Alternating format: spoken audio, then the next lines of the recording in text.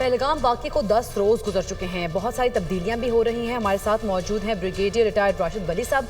राशिद वली साहब, ये जो तब्दीलियां हमने देखी हैं और फिर हम ये जो ब्रेकिंग न्यूज़ अभी चला रहे थे, जो सूरत हाल तब्दील होती दिखाई दे रही है, आप समझते हैं कि सारा ड्रामा रचाया गया, फॉल्स फ्लैग ऑपरेशन का इंडस वाटर ट्रीटी मेन मकसद था इनका? जी हाँ, बिल्कुल ये ड्रामा रचाया गया और क्लियर 3 मकासद थे। इंडस बेसिन ट्रीटी, यहाँ से फरार हासिल करना, उसके बाद कश्मीरियों को इस आड़ में उनकी प्रॉपर्टी से महरूम करना। अभी आपने देखा है कि पहलगाम वाक़ये के बाद उन्होंने किस तरीके से मुनहदम किए हैं उनके मकानात और लीजेस कैंसिल किए हैं। और तीसरा मकसद ये था कि पाकिस्तान को as a nutcracker situation में ला के टू फ्रंट सिचुएशन से दो चार करना और उस पर प्रेशर डालना कि जो प्रॉक्सीज हैं उनके, जिनके खिलाफ घेरा तंग हो रहा था, उनको स्पेस देना। अब TTP और BLA वो ऑन द रन थे, मगर अब वो उनको ये नई लीज ऑफ लाइफ देने की कोशिश कर रहे हैं, इस तरह हमारी ईस्टर्न सरहदों को एक्टिवेट करके। तो ये मकासद थे। और चौथा जो ओवर आर्चिंग और पेरिनियल मकसद तो मोदी एडमिनिस्ट्रेशन का हमेशा से रहा है कि हिंद मुस्लिम दुश्मनी पे की खेल के कम्युनल जो नफरत है उसका अलाव भड़काएं और इलेक्शन में मफादात हासिल करें। बिहार के इलेक्शन में पहलगाम वाक़ये के बाद जब पूरा मुल्क भारत का वो इस सदमे से दो चार था, तो ये मौसूफ जाके बाहर में इलेक्शन की तकरीरें कर रहे थे इलेक्शन मोड में, और मुसलमानों को ये उसकी नफरत से पुकार रहे थे कि मैं आखिरी हद तक जाऊंगा। तो ये उस भारत के जो लीडरशिप है उसकी ज़हनी कैफियत की अक्कासी करती है और उनके इन मकासद की अक्कासी करती है, क्योंकि it was a carefully choreograph incident driven, policy driven incident, जिसमें ऑब्जेक्टिव्स क्लियर थे जो 3 मैंने गिनवा दिए हैं।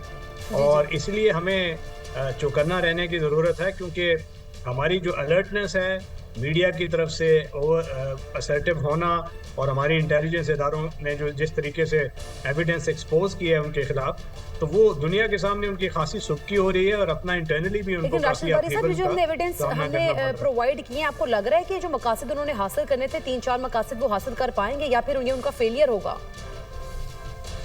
देखिए, उनका पार्शली तो मकासद शायद हासिल कर पाए अपनी दानिश में, जैसे कि वो सिंतास मुआहदे से इनखला है उनका, और उसके बाद जो इलेक्शन में जो मफादात हासिल करने वो, मगर ये उनको उल्टा भी पड़ सकता है, क्योंकि उस तरीके से जब हालात आगे जाएंगे लोग सवालात करेंगे कि आपने सारे ड्रामे से क्या ऑब्जेक्टिव अचीव किया है, क्योंकि उनको मिलिट्री ऑब्जेक्टिव मिलता नज़र नहीं आ रहा, क्योंकि पाकिस्तान की जो स्टेट ऑफ प्रिपेयर्डनेस है उसमें वो कुछ सरप्राइज हासिल नहीं कर पाएंगे।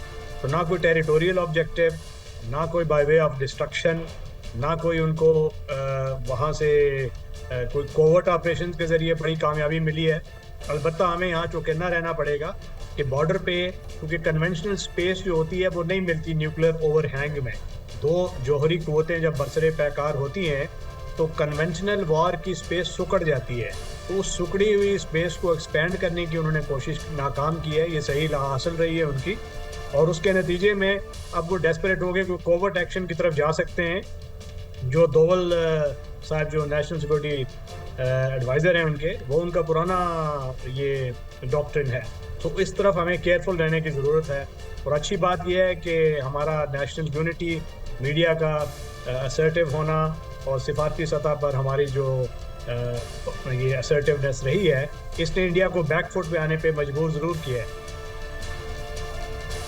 राइट। अच्छा राशिद वली साहब, साथ ही अभी जो एक इम्पॉर्टेंट अपडेट आ रही है उस पर भी आप अपना तजिया दीजिए। जो कल डॉक्यूमेंट्स लीक हुई थी उसमें यकीनी तौर पर इस बात के शवाहिद मौजूद थे और ये बात वाज़ेह हो गई कि ये सारा फॉल्स फ्लैग ऑपरेशन था। उसमें ये लिखा गया था कि 36 घंटे बाद आपने ISI पर जिम्मेदारी डालनी है, तो 5 मिनट बाद ही वहाँ के मीडिया ने यह कहना शुरू कर दिया कि पाकिस्तान की जानिब से हमला करवाया गया है। और ये जो मालूमात थी ये लेफ्टिनेंट जनरल DS राना की ज़ाती तहवील में थी। अब लीक होने के बाद अब उन्हें काला पानी भेज दिया गया है। अब यहाँ पर एक बड़ा इंपॉर्टेंट क्वेश्चन ये है कि क्या उन्होंने जानबूझकर इसको लीक किया, क्योंकि वो भी इस बात को समझते हैं कि भारत क्या कर रहा है, या फिर गलती से लीक हुई अब उनको काला पानी भेजा गया? हाँ जी, जैसे भी लीक हुई ये उनके लिए बहुत बड़ा सेटबैक है कि इतने बड़े इंटेलिजेंस इदारे का सरबराह उसको उसकी तनज़ली, तो ये रैंक एंड फाइल जो उसके नीचे हैं उसमें भी ये इज़्तिराब जाएगा और ये जाहिर करता है कि वो कितने नॉन प्रोफेशनल हैं इनके इदारे। और अब वो बौखलाहट में जब वो झूठ को सच साबित करने की कोशिश करते हैं तो इस किस्म की गलतियां उनसे होंगी। जाहिर है उन्होंने ये एक पूरा ड्रामा रचाया और इसमें पहले से वो तैयार थे। अब सारे कड़ियाँ जुड़ती जा रही हैं। हमें मालूम हुआ है कि वहाँ पे किस तरीके से सिख एहलकार और दीगर लोगों को हटा के तो वहाँ पे इंटेलिजेंस के जो एहलकार थे उनको मामूर किया गया ताकि एक किस्म का इंफॉर्मेशन बिल्कुल आयरन कर्टन हो जाए और बाहर असल खबर जाए ना। और मगर बदकिस्मती Right. से कुछ ऐसा राशिद एविडेंस अली साहब- सामने आ गया है। जी, यहाँ पर एक इम्पॉर्टेंट चीज ये भी है, इम्पॉर्टेंट फैक्टर ये भी है। देखें, अभी तक तो एक स्ट्राइक भी भारत ने नहीं की जो कि करने का वो इरादा रखता है, लेकिन उससे पहले ही फजाइया के जो सरबराह हैं, उन नायब सरबराह, उनको तब्दील कर दिया गया। उनकी जगह पर नर्मदेश्वर तिवारी को लगा दिया गया। फिर MVS कुमार को तब्दील कर दिया गया। प्रातिक शर्मा उनकी जगह पर आ चुके हैं जो कि नॉर्दर्न कमांड देख रहे हैं। फिर तीसरी ये भी तब्दीली कर दी गई। अभी तक तो स्ट्राइक भी नहीं की, जंग तो बहुत दूर की बात है, उससे पहले ही आप इतने बड़े ओहदों पर तब्दीलियां कर रहे हैं और आप ये सोच रहे हैं कि आप किसी भी तरीके से पाकिस्तान के साथ माथा लगा लेंगे। How is it possible? और ये कितना बचगाना चीजें हैं जो वो कर रहे हैं? हाँ बिल्कुल, जब आइडियोलॉजिकली ड्रिवन एजेंडा होता है तो इस किस्म की बचगाना चीज़ें होती हैं। अब उनकी फ़ौज भी चूँकि वो एक पेशा वराना सोच रखती है तो वो रेजिस्ट कर रही है कि जो उन पे प्रेशर है। और ज़ाहिर है वो प्रेशर ये है कि किसी भी तौर पाकिस्तान पे कोई ऐसा हमला करें जिससे उनको कोई फेस सेविंग मिल जाए। अब उनकी फ़ौज जो कि उसने थ्रेट का अप्रेजल किया है, पाकिस्तान का स्टेट ऑफ अलर्टनेस देखा है, तो उनको मालूम है कि हम तैयार हैं और कोई गुंजाइश नहीं है उनको किसी किस्म का फेस सेविंग मिलने की या कोई वर्थवाइल ऑब्जेक्टिव वो अचीव नहीं कर सकते। और उसकी वजह से वो केयरफुल हैं और उस केयरफुलनेस की वजह से आहिस्ता आहिस्ता ये फ्रस्ट्रेशन इनकी जो सियासी लीडरशिप है उसमें बढ़ रही है। और मीडिया ने जिस तरह की हाइप क्रिएट की थी वो ऐसा लग रहा था कि उन्होंने वार पैंट पहन लिया है, तबले जंग बच गया है, कल वो हमला कर रहे हैं।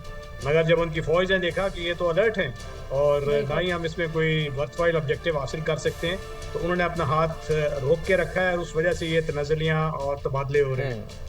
सही। अच्छा, मैंने फजाइया की बात की तो जो नायब सरबराह हैं जिनको तब्दील किया गया है, वजह यह है कि राफेल तैयारे उनसे अब हैंडल नहीं हो पा रहे हैं। उन्होंने $630 अरब के राफेल तैयारे खरीद तो लिए हैं, लेकिन अब पॉइंट ये है कि उनको इस्तेमाल कैसे करना है, जिसकी वजह से ये चेंजिंग हुई। एक दिन वो आते हैं पाकिस्तानी हदूद के करीब आते हैं, LOC के करीब आते हैं और पाकिस्तानी जो फजाइया है वो कार्रवाई करती है, वापस चले जाते हैं। दूसरे दिन फिर आते हैं, पाकिस्तानी जो जैमर्स हैं वो उनको जैम कर देते हैं और उसके बाद इनको ओहदे से हटाया जाता है। इसका मतलब ये है कि फुली इंटीग्रेटेड नहीं है उनके राफेल तैयारे, वो इनको चाहें भी तो अभी इस्तेमाल नहीं कर सकते और अगर इस्तेमाल करेंगे तो शायद पिछली दफ़ा से भी ज़्यादा नुकसान उठाना पड़ेगा। देखिए, ये भी हाइप वाला मामला है। ये एक बड़ी ही बचगाना और जो इमेच्योर सोच है उनके जो सियासी लीडरशिप है, वो ये राफेल समझ के उसको समझा हुआ है कि ये जादू की छड़ी है। ऐसा नहीं है। जो कोई भी टेक्निकल प्लेटफॉर्म होता है उसकी कुछ पैरामीटर्स होते हैं और फिर उसका डॉक्ट्रिन होता है, उसकी एम्प्लॉयमेंट का ट्रेनिंग होती है और उन सारी चीज़ों को एज अ पैकेज देखा जाता है। तो उसके फिर ये एक इंटरेक्टिव चीज़ होती है। ये जंग किसी वैक्यूम में नहीं होती। आपके खिलाफ एक लाइव एडवर्सरी है जो बड़ी प्रोफेशनल पाकिस्तान एयर फोर्स है। उनके पास भी इसी किस्म की प्लेटफॉर्म्स हैं, उनसे बेहतर मिसाइल्स हैं जो कि BVR रेंज में उनको आउट रेंज करते हैं। इलेक्ट्रॉनिक स्वीट है जो उनको रीड उनसे पहले कर सकता है। और ऐसा हुआ भी जब वो आए प्रोबिंग अटैक के रिकॉनेसेंस पे, तो हमारे लेकिन राशिद अली साहब एक बात मैं और ऐड कर दूं, जब अभिनंदन वाला वाकया हमने देखा तो उसके बाद नरेंद्र मोदी ने एक रैली से खिताब किया। उन्होंने कहा कि हमारे पास अगर राफेल होते तो बात ही कोई और होनी थी, लेकिन अब तो उनके पास राफेल हैं भी, आ भी चुके हैं, लेकिन अब उनको इस्तेमाल भी करना नहीं आते और फ्रांस ने उनको सोर्स कोड भी नहीं दिया। वो सोर्स कोड की डिमांड कर रहे हैं फ्रांस से बड़ी शिद्दत के साथ। देखिए, सोर्स कोड मिल भी जाए तो वो उनको सामना करना पड़ेगा पाकिस्तान के JF-17 जिसमें PL-15 लगा हुआ है। उसका जो मिसाइल है वो उसमें राफेल का जो मीटियोर है उसको आउट रेंज करता है। फिर इलेक्ट्रॉनिक स्वीट है हमारे पास जो उनको पहले पेंट कर देगा और एक्वायर कर देगा, उनको वल्नरेबल करेगा। तो उनको इस बात का बखूबी इल्म है अब ये तो बचगाना सोच है ना कि हमारे पास राफेल है तो हमने कुछ ना कुछ कर लेना है और हमें कोई बत्तरी मिल जाएगी, ऐसा कुछ नहीं है। कन्वेंशनल डोमेन में जैसा कि मैंने बताया कि न्यूक्लियर ओवरहैंग में टेरिटोरियल जब गेंस तो हो ही नहीं सकते, क्योंकि जो उसका स्कोप है वो बहुत लिमिटेड है। अगर वो लंबी जंग होती कन्वेंशनल डोमेन में तो उसमें बैटल ऑफ एट्रेशन भी होती है, उसमें बहुत सी वल्नरेबिलिटीज़ को एक्सपोज किया जाता है दुश्मन की, और टाइम आपकी फेवर में होता है। न्यूक्लियर ओवरहैंग में दो जोहरी क़ुव्वतों के दरमियान ये टाइम और स्पेस जो कन्वेंशनल वॉर की है, इसकी लग्जरी नहीं होती। तो भारत को और उसके जो प्रोफेशनल जो इदारे हैं उनको इस बात का इल्म है, मगर उनकी जो इमेच्योर लीडरशिप है, जो आइडियोलॉजिकली ड्रिवन है, जिसका हिंदुत्व एजेंडा है, वो अपने मुफादात हासिल करना चाहते हैं, इलेक्टोरल भी और दूसरे खत्ते में डोमिनेंस के और कश्मीरियों के इस्तेहसाल के, तो वो तो उस सिंगल माइंडेड डिवोशन से उसके पीछे हैं। अब कश्मीर को वो जाहिर करना चाह रहे थे कि ये एक एल डोरेडो है जहाँ पे एवरीथिंग इज हॉन्की डोरी, एक कनेक्ट हो चुका है। अब वो एक स्टेट की तरह, नॉर्मल स्टेट की तरह बिहेव कर रहा है, वहाँ पे टूरिज़्म चल निकला है और टूरिज़्म पे इन्होंने इतनी हाइप क्रिएट की और दुनिया के सामने इसका इतना चर्चा किया कि उन पे इंटरनल जो कश्मीरी थे, जो जिनमें इज़्तिराब था कि हमारी जो ज़मीनें छीनी जा रही हैं, हमारी आइडेंटिटी छीनी जा रही है, हमारे हकूक़ कसब किए जा रहे हैं, उनमें शदीद गम और गुस्सा और इज़्तिराब पाया जाता था। और उनमें ज़ाहिर है कुछ ऐसे एलिमेंट्स हैं जो वायलेंस को एक ज़रिया समझते हैं, और चूँकि इन्होंने कोई पॉलिटिकल और दूसरा हल तो छोड़ा कोई नहीं है, तो वो ये उन्हीं ग्रोहों में से एक ग्रोह ने जो रेजिस्टेंस फ्रंट के नाम से सामने भी आया, ये रास्ता अडॉप्ट किया। तो एक किस्म का ये जो टूरिज़्म को ये चारा बना के भारतीय हुकूमत ने खुद पेश किया है। अगर वो इतनी हाइप ना क्रिएट करते तो शायद ये बेचारे टूरिज़्म, क्योंकि आज तक पहले इन पे हमला नहीं हुआ, तो अब इन्होंने चूँकि टूरिज़्म को नॉर्मेलिटी से कॉन्फ्लेट कर दिया था भारत की इमेच्योर हुकूमत ने, तो वो जो दूसरे एलिमेंट्स होते हैं, जो मिलिटेंट एलिमेंट्स जो इस वक्त दूसरी नज़र से इस चीज़ को देख रहे होते हैं, ऑक्यूपेशन की नज़र, वो समझते हैं कि भारत तो उसकी आर्म फोर्सेस और 7 लाख 10 लाख ये जितने भी हैं ये ऑक्यूपाइंग फोर्सेस हैं। तो वो एक एलिसिट हुआ एक violent reaction which was evident in the shape of, उसके बाद जो स्टेटमेंट्स आई और बहुत सी ऐसे इंटरनल शवाहिद आए हैं जिससे पता चला है कि ये कोई एक्सटर्नली अक्रॉस द बॉर्डर आके किसी ने हमला नहीं किया, बल्कि यहीं से ये बिल्कुल इंटरनली ये मामला जो है वो चले हैं। राशिद वली साहब, अगर हम पाकिस्तान और भारत स्टैंड ऑफ की को कंपैरिजन कर लें, हम 2019 में जो पुलवामा हुआ था, फिर बालाकोट हुआ था, सूरत हाल आपको उस तरफ जाती दिखाई देती है या फिर उससे खतरनाक है या फिर कोई और तरफ जाती दिखाई दे रही है? देखिए, ये सूरत हाल तो वैसी ही है जैसे कि वो उस वक्त थी। डिफरेंस सिर्फ ये है कि उस वक्त पाकिस्तान नहीं समझता था कि भारत इतना इमेच्योर और इररिस्पॉन्सिबल होगा कि वो बालाकोट जैसा इवेंट करेगा। उसमें उनको मौका मिला और उन्होंने आके एक एबॉर्टिव अटेम्प्ट की, जिसका उन्हें खमियाजा भी बाद में भुगतना पड़ा। इस बार हम अलर्ट थे, हमें मालूम था, एक हमारे पास टेम्पलेट था कि पहले ये कर चुके हैं, अब दोबारा भी कर सकते हैं, क्योंकि इनकी नज़र में तो इंसानी जान की और इंटरस्टेट रिलेशंस की, इंटरनेशनल लॉ की कोई अहमियत नहीं है। तो इसलिए उन्हें एक बेहतर प्रिपेयर्डनेस और अलर्टनेस से निपटना पड़ा और इसकी वजह से उन्हें दुश्वारी हो रही है। अब वो क्या करते हैं, हो सकता है वो कोई कॉवर्ट ऑपरेशंस की तरफ दोबारा जाएं, कुछ स्केल डाउन करें, किसी तरीके से कोई स्पेस नेगोशिएशंस की तरफ आएँ।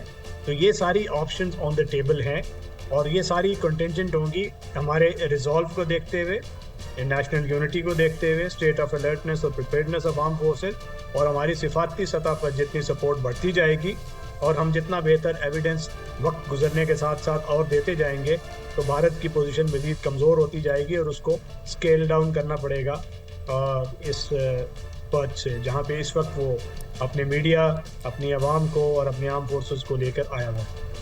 ठीक है राशिद वली साहब, जिस तरह से अगर हम देखें पाक भारत कशीदगी को लेकर अक़वाम मुत्तहिदा के जो सिक्योरिटी काउंसिल है वो भी एक इजलास करने का फैसला कर रही है, सोच रहे हैं उस बारे में। आपको लगता है कि इस इजलास के बुलाने के बाद ये मामला जो है वो डिफ्यूज़ होता जो है वो हमें दिखाई देगा या फिर ये कारआमद होगा इजलास? जी बिल्कुल कारआमद होगा। सिक्योरिटी काउंसिल का इजलास कोई मामूली बात नहीं होती और उसमें ठीक है भारत को के तस्वीराती हलीफ मौजूद हैं जिन्होंने इसको एक सरोगेट का रोल तफवीज़ किया हुआ है, वो ज़ाहिर है नरम गोशा रखते हैं। और फिर दहशतगर्दी एक ऐसी चीज़ है जिस पे उनकी जो सेंसिबिलिटीज़ हैं वो बड़ी जल्दी उनका थ्रेशोल्ड आ जाता है वेस्ट का। मगर ऑल सेड एंड डन वहाँ पे एविडेंस की बात होती है, और चूंकि दो जौहरी क़ुव्वतें हैं और इनके दरमियान जो तसादम है वो तो पूरा खित्ता क्या पूरी दुनिया के लिए उसकी सिक्योरिटी के लिए बहुत एक ख़तरनाक चीज़ होगी।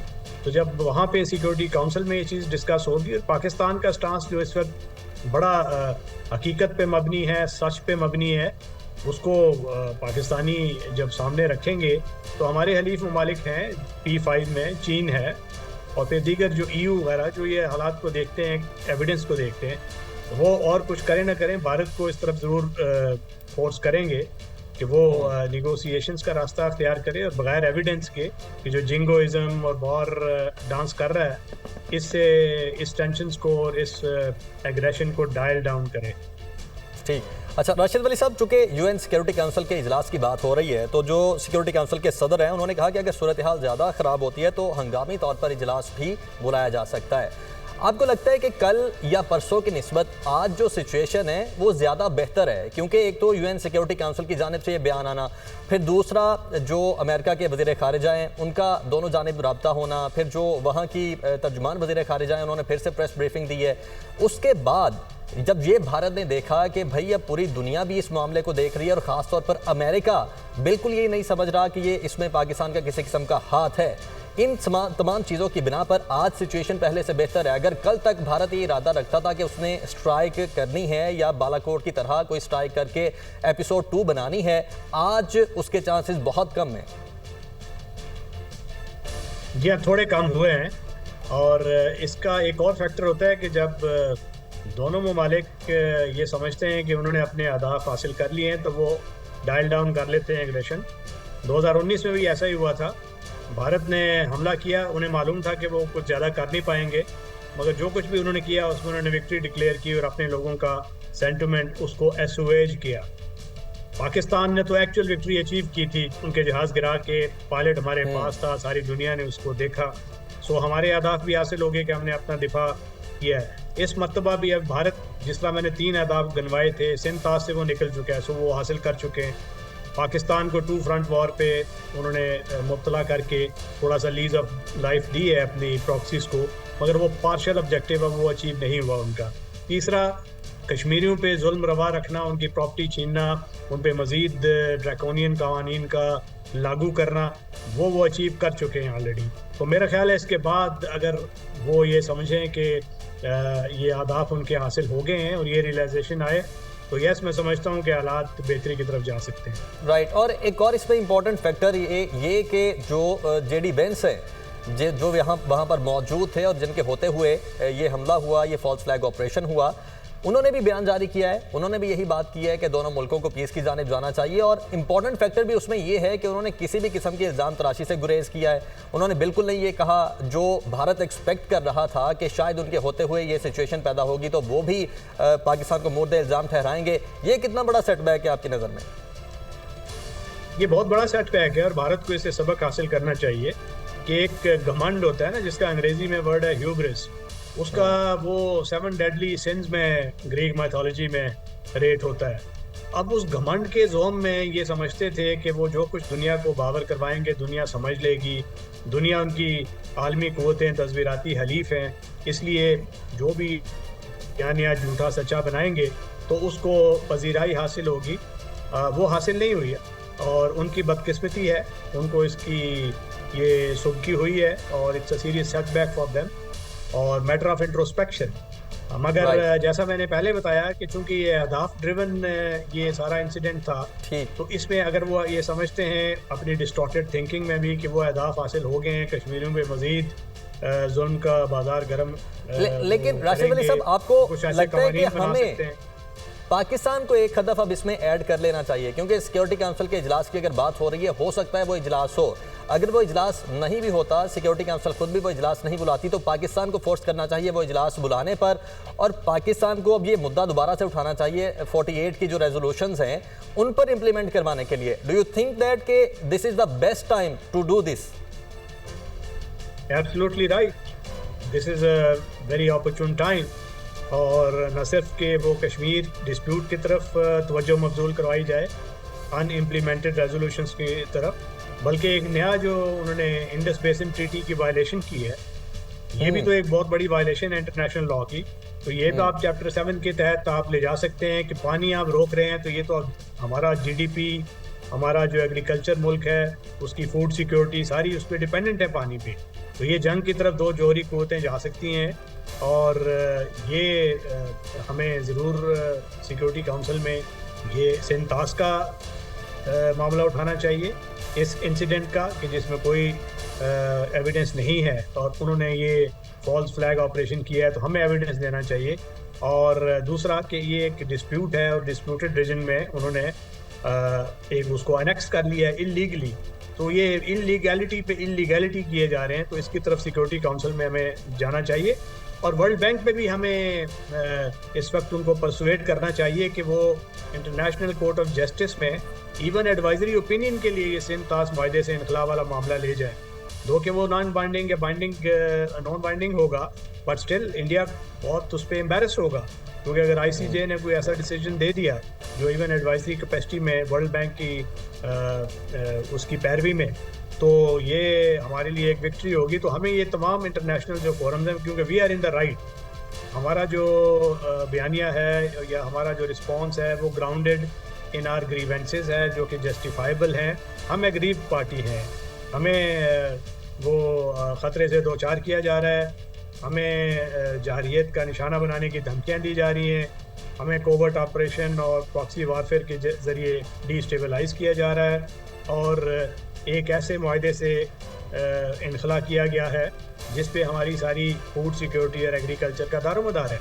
तो हमारी पोजीशन तो बड़ी स्ट्रॉन्ग है, इस पे हमें मज़ीद उसको पूरी शिद्दत के साथ उस रेलेवेंट ये जो इदारे आपने गिनवाए हैं इन पर अपना मौक़िफ़ पेश करना चाहिए, यानी कि आपकी नज़र में यूनाइटेड नेशन सिक्योरिटी काउंसिल वहाँ पर भी जाना चाहिए, आईसीजे और जो वर्ल्ड बैंक है उस पर भी ये मामला उठाना चाहिए। तो जनाब, ये पहलगाम फ्लैग ऑपरेशन की खुसूसी ट्रांसमिशन जारी है। एक ब्रेक के बाद दुनिया सिचुएशन रूम में वापस आएंगे।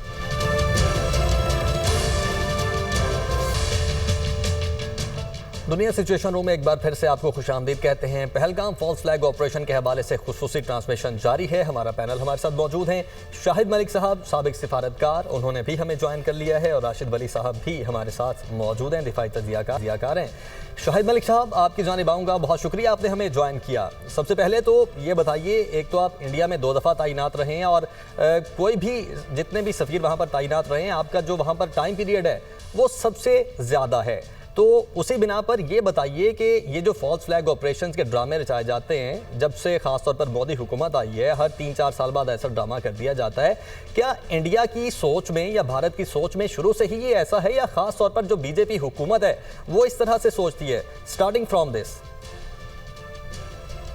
जी देखिए, आपका बड़ा एक मौजूद सवाल है। आपने मवाजना करना चाहा बीजेपी की जो करंट हुकूमत है या मोदी सरकार की हुकूमत है, इससे पहले वहाँ पे कांग्रेस पार्टी थी जो मनमोहन सिंह साहब के साथ थी। आपको याद होगा 2008 में मुंबई का टेरर अटैक हुआ था बॉम्बे में, और वो उस वक़्त इस तरह की हाइप हिंदुस्तान में मैंने नहीं देखी। मैं उस वक़्त वहाँ पे सफ़ीर था, ना कोई उस किस्म की बातें हुई थी, ना कुछ हुआ था। हालांकि वो बहुत बड़ा, उनके पॉइंट ऑफ व्यू से एक बहुत बड़ा इंसिडेंट था मुंबई में। और गालिबन सर वो 3 दिन तक जारी रहे थे टैक्स। जी 3 दिन तक जारी रहा। उसमें तकरीबन 250 लोग मारे गए। मुख्तलिफ ममालिक के लोग थे, ज़्यादातर तो इंडियंस थे, लेकिन और मुल्कों के भी लोग थे। ये 2008 का वाक़या है जी। लेकिन उसके बाद 2016 में मोदी की जब हुकूमत थी, उरी का इंसिडेंट हुआ था, आपको याद है।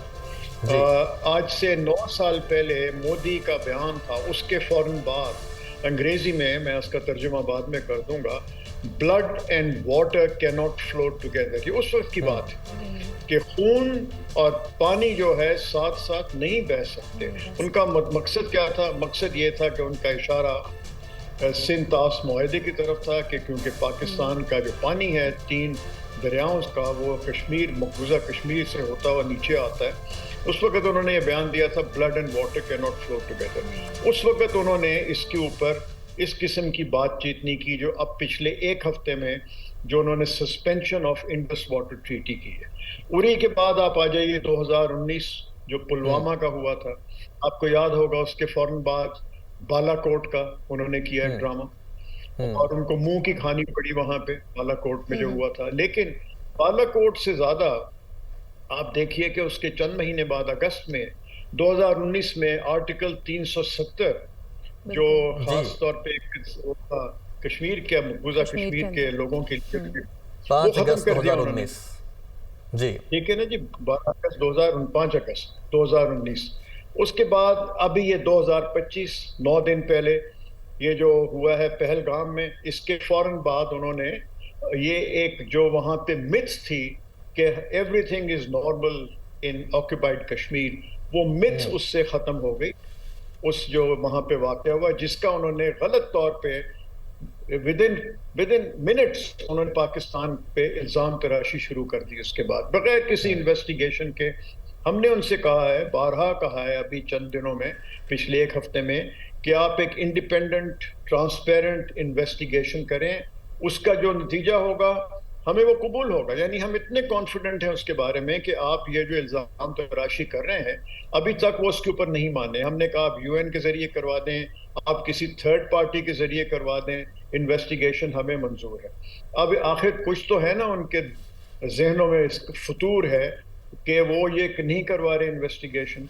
तो मेरा कहने का मतलब ये है कि ये चीजें जो आपका सवाल शुरू जो आपने किया था जी, कि मोदी के नीचे जो है ना ये चीजें बहुत सामने खुल के आई हैं।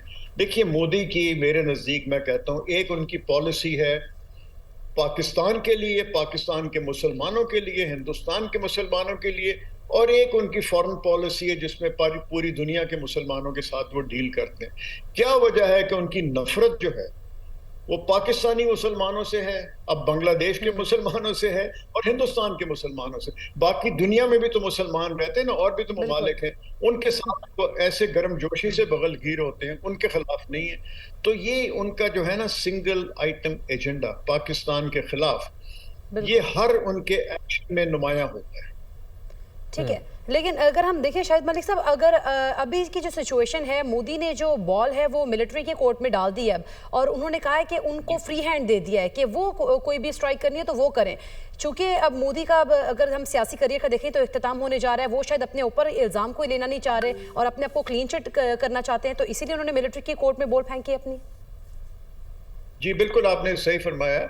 उन्होंने 3 दिन पहले कहा है कि मैंने अपने मिलिट्री जो कमांडर्स हैं जिसमें आर्मी, नेवी, एयरफोर्स आता है, ये फैसला कि पाकिस्तान से जंग करनी है, किस किस्म की करनी है, किस लेवल तक की करनी है, वो उन्होंने कहा कि वो फैसला मैंने उन पे छोड़ दिया वेरी कन्वीनियंटली। ये देखिए अंग्रेजी में एक कहा जाता है गुड कॉप बैड कॉप। वो तो दुनिया के सामने बनना चाहते हैं कि जी मैं तो अपने प्रोफेशनल्स को मैंने कहा है कि वो फैसला करें। और मैं आपको ये बता दूं, जहां तक मेरा लिमिटेड तज्जिया है, प्रोफेशनल्स भी at the end of the day उनको यही कहेंगे कि जी हम चाहते हैं कि अभी जंग ना हो, क्योंकि ज़मीनी हक़ाइक़ जो हैं उनको देखते हुए I don't think India is in a position to engage एक ऑल आउट वॉर पाकिस्तान के साथ। उसमें एक और वजह भी है, वहाँ पे काफ़ी फॉरेन डायरेक्ट इन्वेस्टमेंट हो रही है इंडिया में। मुख्तलिफ ममालिक जो हैं वहाँ अपने इन्वेस्टमेंट्स कर रहे हैं, और इंडिया को इस चीज़ का भी ख़तरा है कि अगर एक जंग छिड़ जाती है तो ये सारी चीज़ें जो हो रही हैं इंडिया में ये बंद हो जाएगा। ज़ाहिर है कोई भी मुल्क फिर नहीं चाहेगा कि ऐसी सूरत हाल में इंडिया में अपनी वो इन्वेस्टमेंट्स जारी रखें, कम अज़ कम इमीडिएट जो है अभी वो ना होगा। तो इन चीज़ों का भी ख्याल है। उसके साथ साथ एक और चीज़ मैं कहता चलूँ, अनदर फैक्टर जो अब मैं अपनी बात को आगे बढ़ाना चाहता हूँ कि जंग मुझे नहीं होती, जंग होती हुई नज़र नहीं आ रही, वो ये है कि दुनिया के ममालिक में उनको उनको सपोर्ट नहीं मिली जो वो एक्सपेक्ट कर रहे थे इस इंसिडेंट के ऊपर। अक्सर ममालिक ने जो उनके दोस्त भी हैं उन्होंने भी ये कहा है कि इसको अफ़ाम और तफ़हीम के साथ पाकिस्तान के साथ बैठ के इस मसले को हल करें। We want this to be contained, हम चाहते हैं कि ये मसला हल हो। तो वो भी उनको वो नहीं मिली, इंटरनेशनल सपोर्ट भी नहीं मिल रही, उनके पास कोई जवाब भी नहीं है, क्योंकि इन्वेस्टिगेशन, वो उनको पता है अगर इन्वेस्टिगेशन होगी दूध का दूध पानी का पानी आएगा, उसमें भी उनके पास कोई ऐसी, they don't have any legs to stand on.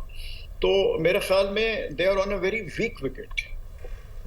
Right, ठीक है। राशिद वली साहब, आपकी जानिब आऊँगा। जैसे कि ये बात हो रही है कि मोदी ने, राशिद वली साहब गालिबन हमारे साथ मौजूद नहीं है, शाहिद मलिक साहब यही सवाल आपसे करना चाहूँगा। जैसे कि वहाँ की फ़ौज की बात कर रहे हैं कि उन्होंने, मोदी ने फ़ौज को फ्री हैंड दे दिया है कि आप खुद ही अहदाफ का तयन करें, आप खुद ही ये भी फैसला करें कि कब हमने स्ट्राइक करनी है। तो साथ ही उन्होंने नेशनल सिक्योरिटी एडवाइजरी बोर्ड भी एक नया बना दिया, वो 7 मेंबर्स पर मुश्तमिल है और जो 7 अरकान हैं वो रिटायर्ड हैं और जो उसकी सरबराही है वो रॉ के साबिक सरबराह कर रहे हैं। तो डू यू थिंक कि ये बोर्ड बनाने का मकसद भी यही है? ये गालिबन जो मोदी की दूरअंदेशी है, उन्हें पता है कि कल को फेलियर हमें मिलना है और फेलियर की जिम्मेदारी तो किसी पे डालनी है, तो फौज पर डाल देंगे, साथ ही इस बोर्ड पर डाल देंगे। जी बिल्कुल, आपने सही फरमाया। देखिए, वो कोई स्केपगोट की तलाश उनको है कि अगर कोई बात गलत होती है तो उसका जो मलबा है वो किसी और पे डाल देंगे कि हमने तो आपको जिम्मेदारी दे दी थी, आप रिकमेंड करें कि हमने क्या करना है, हम तो आपको फॉलो करते हैं, आपकी रिकमेंडेशन को फॉलो करेंगे। तो वो, उनके पास ऐसी रिकमेंडेशन नहीं आएगी जिसमें वो ये फैसला करें। मेरे नज़दीक, मेरा जहाँ तक ख्याल है कि आप पाकिस्तान के साथ एक बड़े लेवल के ऊपर कोई झड़प करें या वॉर करें, तो मुझे लगता है कि ये आपने बिल्कुल सही कहा। ये जो नेशनल सिक्योरिटी बोर्ड उन्होंने अभी बनाया है 7 लोगों पे मुश्तमिल है। अगर इसकी आप वो देखें, ठीक है रिटायर्ड लोग हैं उसमें शामिल हैं, लेकिन ये वो लोग हैं जो किसी न किसी स्टेज पे हुकूमत में रह चुके हैं, तो इनको सारा पता है कि किस तरह डील करना है, क्या करना है। ये तो आप समझ लें कि उन्होंने एक फेस सेविंग के लिए ये एक इदारा जो है अभी तश्कील दे दिया पिछले 2-3 दिनों के अंदर। और साथ साथ जो पहले भी बात हो रही थी कि अपनी आर्मी, नेवी, एयरफोर्स को उन्होंने कहा you have a free hand to decide कि हमने किस हद तक पाकिस्तान के साथ आगे जंग करनी है, नहीं करनी, आप बताइए क्या करना है।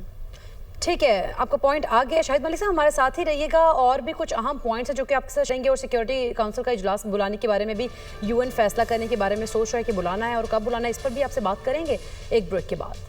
और पाक भारत जो कशीदगी है उसके हवाले से अक़वाम मुत्तहिदा ने भी सिक्योरिटी काउंसिल का इजलास बुलाने का फैसला कर लिया। शाहिद मलिक साहब, ये जो सिक्योरिटी काउंसिल का इजलास बुलाने का फैसला किया गया, आप समझते हैं कि करामत साबित होगा? और पाकिस्तान के पास चूंकि बहुत सारे एविडेंसेस हैं 10 रोज होने के बाद, लेकिन भारत के पास अभी तक एक भी एविडेंस नहीं है इस सारे वाक़े पर।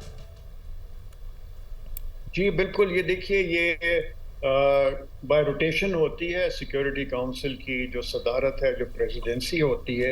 इस महीने के लिए जो ग्रीस है, ग्रीस के पास जो ग्रीक का मुस्तकिल मंदूब है वो वहाँ पे आजकल सिक्योरिटी काउंसिल का मेंबर है ग्रीस, तो उनकी प्रेसिडेंसी ग्रीस के पास है। जी, उनके पास है। तो उन्होंने ये बिल्कुल कहा है कि ये जो है ये इतना एक संजीदा और संगीन मसला है कि इसके ऊपर सिक्योरिटी काउंसिल, जिसका काम ही ये है कि दुनिया में अमन के लिए कोशिश रहे, तो वो तैयार हैं इसके लिए। उसके साथ साथ ये भी आपने सुना होगा कि वहाँ पे ये भी खबरें आ रही हैं कि सेक्रेटरी जनरल जो है यूनाइटेड नेशंस के, वो भी शायद अभी उस पर फैसला नहीं हुआ कि पाकिस्तान या हिंदुस्तान का दौरा करेंगे, और ताकि दोनों लीडरान से यहाँ पे आके उस बारे में बात करें।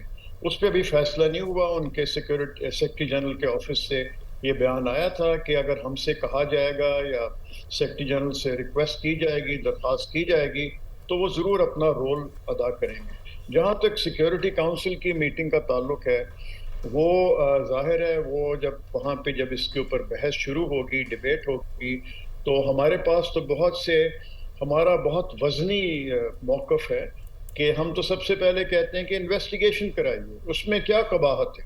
क्यों इंडिया इस पे तैयार नहीं हो रहा कि इन्वेस्टिगेशन कराएं?